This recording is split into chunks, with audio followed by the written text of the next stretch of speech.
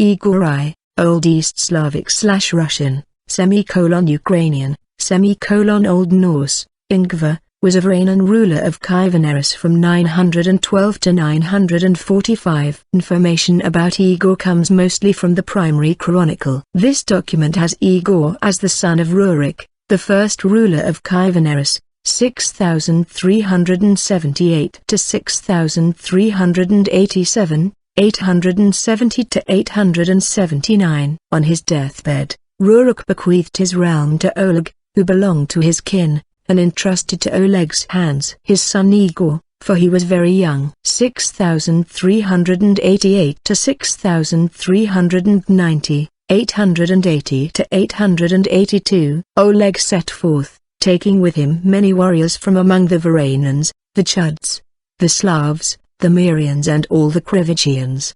He thus arrived with his Krivichians before Smolensk, captured the city, and set up a garrison there. Thence he went on and captured Lyubech, where he also set up a garrison.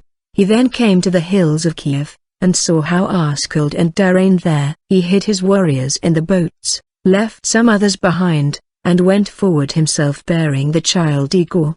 He thus came to the foot of the Hungarian hill, and after concealing his troops, he sent messengers to Askold and Dir, representing himself as a stranger on his way to Greece on an errand for Oleg and for Igor, the prince's son, and requesting that they should come forth to greet them as members of their race. Askold and Dir straightway came forth. Then all the soldiery jumped out of the boats, and Oleg said to Askold and Dir, "You are not princes nor even of princely stock, but I am of princely birth." Igor was then brought forward, and Oleg announced that he was the son of Rurik.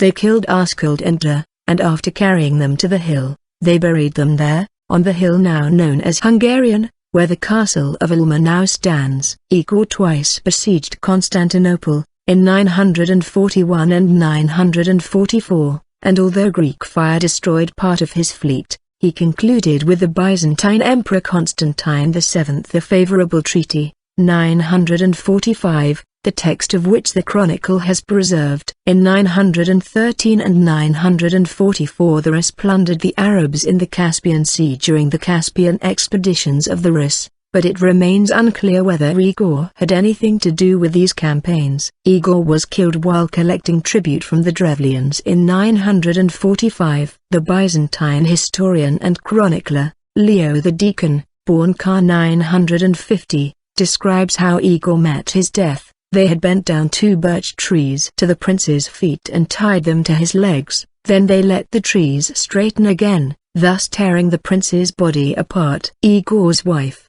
Olga of Kiev, avenged his death by punishing the Drevlians.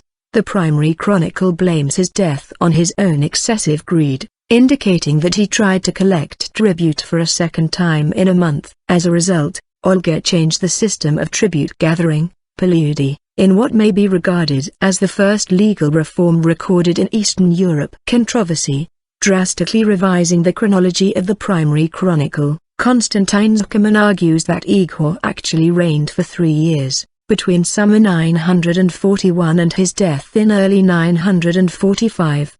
He explains the epic 33-year span of his reign in the Chronicle by its author's faulty interpretation of Byzantine sources. Indeed, none of Igor's activity are recorded in the Chronicle prior to 941.